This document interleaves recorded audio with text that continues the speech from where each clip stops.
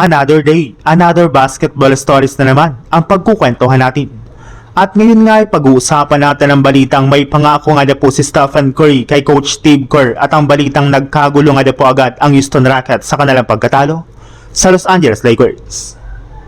Marami nga po ng mga fans ng Golden State Warriors ang nagulat nang magkaroon si Coach Steve Kerr ng emosyonal na mensahe sa kanyang mga player na sina Stephen Curry at Draymond Green. Mukhang nagpapahiwatig na nga po ito na aalis na nga po siya sa Warriors matapos ang isa na namang nakakadismayang pagtatapos ngayong season ng kanilang kampanya. Ngunit ilang oras lang naman nga po ang nakakalipas mula nang ma-eliminate ang Warriors, ay agad na naman nga pong sinigurado ni Stephen Curry na hindi mawawala si Coach Steve Kerr sa kanilang kupunan. Sisiguraduhin nga na po nito na makukumbinsi nga po niya ang kanilang front office na bigyan ulit ang kanilang head coach ng bagong kontrata. Si Steve Kerr nga po ang pinaka-qualified na coach na tutulong sa kanya at sa kanilang kasalukuyang lineup para makapag-compete ulit sila sa playoffs next season. Sa madaling salita, mananatili pa rin naman nga po ito sa kanilang team sa mga susunod na taon.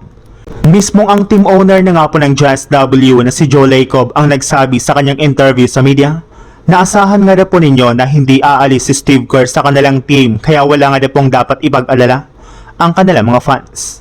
Sa ibang balita naman, bago pa man nga po magsimula ang Game 1 ay may lobas na nga pong balita nilamado nga po talaga ang Rockets sa kanilang serye laban sa Lakers na merong sobrang undermanned lineup.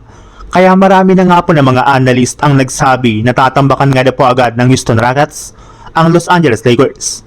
Ngunit lahat nga po ng mga akala nila ay hindi nangyari matapos nga pong talunin at tambakan ng Lakers ang Houston Rockets sa kanilang Game 1 ngayong araw sa score na 107-98.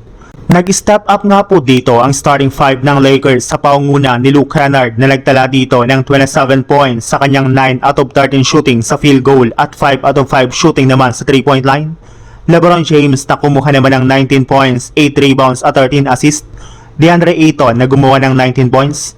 Marcus Smart na kumuha ng 15 points at si Rui Hachimura na kumana naman ng 14 points dito. At dahil nga po sa nakakabiglang panalo ng Lakers ay hindi nga po naiwasan pa ng mga fans ng Houston Rockets na magsimula ng batikusin ngayon ang kanilang kupunan. Marami nga po sa kanila ang nagsabi na sobrang lamya nga po ng ipinakitang performance ng Rockets sa kanilang Game 1. Puro mga isolation plays nga po ang ginagawa ng kanilang team at kapag nagpatuloy nga po ito ay posible nga po na tuluyan na silang ma-upset ng Lakers sa kanilang serye. Yes, damang-dama nga po ng Rockets ang pagkawala ni Kevin Durant sa kanilang lineup which is isa na nga pong deal sa kanilang kupunan.